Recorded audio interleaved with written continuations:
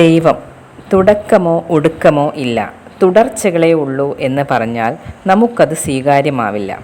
എന്തെങ്കിലുമൊക്കെ തുടങ്ങുകയും അവസാനിപ്പിക്കുകയും ചെയ്തു ശീലിച്ച നാം മനുഷ്യർക്ക് എല്ലാറ്റിനും ഒരു തുടക്കവും അവസാനവും കണ്ടെത്താതെ ആശ്വസിക്കാനാവില്ലെന്നത് നമ്മുടെ ദുരവസ്ഥയാണ്.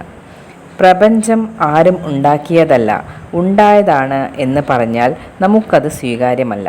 ഉണ്ടാവുകയും നിലനിൽക്കുകയും ഇല്ലാതാവുകയും ചെയ്യുന്ന ലോകത്തെ മാത്രം കാണുകയും അനുഭവിക്കുകയും ചിന്തിക്കുകയും ചെയ്തു ശീലിച്ച നമുക്ക് ഒരു ഉണ്ടാക്കിയവനെ പ്രതിഷ്ഠിക്കാതെ സമാധാനമുണ്ടാകില്ല. ആരാണ് മേശയുണ്ടാക്കിയതെന്ന് ചോദിച്ചാൽ ആശാരിയെന്ന് നാം ഉത്തരം പറയും. എന്നെ ഉണ്ടാക്കിയത് ആരാണെന്ന് ചോദിച്ചാൽ അച്ഛൻ്റെയും അമ്മയുടെയും പേര് പറയും. മൊബൈൽ, കമ്പ്യൂട്ടർ എന്നിവയെല്ലാം ഉണ്ടാക്കിയത് ആരെന്ന് ചോദിച്ചാൽ ഒരു വ്യക്തിയുടെയോ കമ്പനിയുടെയോ പേര് പറയും. ചന്ദ്രനെ ഉണ്ടാക്കിയത് ആരെന്ന് ചോദിച്ചാൽ പൊടുന്നനെ നാം നിശബ്ദരാകും. ഒന്ന് ആലോചിച്ചിട്ട് പറയും ദൈവമെന്ന്. ചന്ദ്രൻ എങ്ങനെ ഉണ്ടായി എന്നറിയുന്നവർ ആ ഉത്തരമല്ല പറയുക. മേശയുണ്ടാക്കിയത് ആശാരി എന്ന് യാതൊരു സംശയവും കൂടാതെ പറഞ്ഞതുപോലെ ചന്ദ്രനെ ഉണ്ടാക്കിയതല്ല, അത് ഉണ്ടായതാണ് എന്നവർ കൃത്യമായി വിശദീകരിക്കും. ചുരുക്കി പറഞ്ഞാൽ, നമുക്ക് അറിയാനാവാത്ത ലോകങ്ങൾക്ക് നാം കൊടുത്ത പേരാണ് ദൈവം. നമുക്കറിയാവുന്ന ലോകങ്ങളിലേക്ക് ദൈവത്തെ നാം കൊണ്ടുവരാറേയില്ല. വസൂരിക്ക് മരുന്ന് കണ്ടുപിടിക്കാതിരുന്ന കാലത്ത് അത് ദേവീകോപമായിരുന്നു, അല്ലെങ്കിൽ ദൈവത്തിൻ്റെ പരീക്ഷണം, മുജ്ജന്മ കർമ്മം, അങ്ങനെ 1000 ഉത്തരങ്ങൾ. മരുന്ന് കണ്ടുപിടിച്ചതോടെ ആ ദേവിയെ കാണാനേ ഇല്ലാതായി. ഓരോ വ്യക്തിയുടെയും മുജ്ജന്മ കർമ്മം ഒറ്റയടിക്ക് എഴുതി തള്ളി.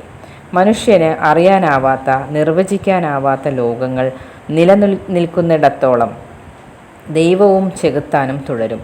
യുക്തി കൊണ്ട് അതിനെ അമ്പെ ഇല്ലാതാക്കാനാകില്ല.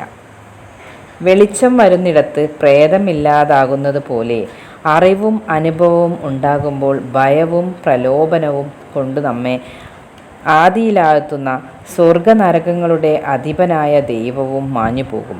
ഇനി അറിവുണ്ടായാലും അതത്ര പെട്ടെന്ന് ഒഴിയുമെന്നും പറയുക വയ്യ. ആകാശം എവിടെ എന്ന് ചോദിച്ചാൽ നാം മുകളിലേക്ക് വിരലുയർത്തും. ഭൂമി ഒരിടത്ത് ഉറച്ചു നിൽക്കുകയാണെന്ന് വിശ്വസിച്ചിരുന്ന കാലത്ത് അനുഭവിച്ച അറിവാണത്. ഇന്ന് ഉള്ളതെല്ലാം ആകാശത്തിലാണെന്ന് നമുക്കറിയാം. മുകളിലും താഴെയും ഇടത്തും വലത്തും എല്ലാം ആകാശമാണ്. ആകാശത്തിലാണ് നാം ഉള്ളത്. യുക്തിപരമായി ഉറപ്പുള്ള അറിവാണ് ഇതെങ്കിലും നാം പെട്ടെന്ന് വിരലുയർത്തി മുകളിലാണ് ആകാശമെന്ന് പറഞ്ഞു പോകും. കാരണം നൂറ്റാണ്ടുകളോളം പറഞ്ഞു ശീലിച്ചത് ഇങ്ങനെയുണ്ടായ അറിവിൽ അലിഞ്ഞു പോകില്ല. അതിന് സമയമെടുത്തേക്കും. ബോധപൂർവം ഉണർന്നിരുന്നു ശീലിച്ചാലേ പൂർവ്വവാസനകൾ അകന്ന് തെളിഞ്ഞ അറിവ് സ്വാഭാവികമായി വരികയുള്ളൂ.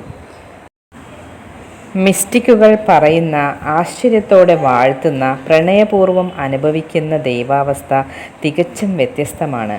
അത് ഉള്ളുണർവിനെ കാവ്യാത്മകമായി അനുഭവിക്കുന്ന അനുഭൂതിയാണ്. അറിവ് കൂടുന്തോറും കൂടി വരുന്ന നിറവാണത്.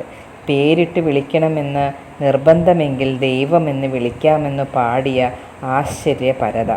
അവിടെയിരുന്ന് അവർ ഇങ്ങനെ പാടിയേക്കും: നീയല്ലോ സൃഷ്ടിയും സൃഷ്ടാവായതും, സൃഷ്ടിജാലവും നീയല്ലോ ദൈവമേ, സൃഷ്ടിക്കുള്ള സാമഗ്രിയായതും.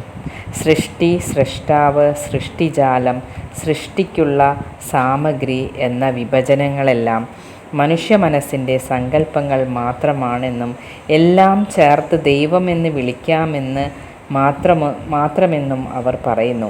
ആ ദൈവാനുഭവത്തിൽ ദൈവം പോലും അപ്രത്യക്ഷമായി പോകുമെന്നതാണ് അതിൻ്റെ നിഗൂഢത.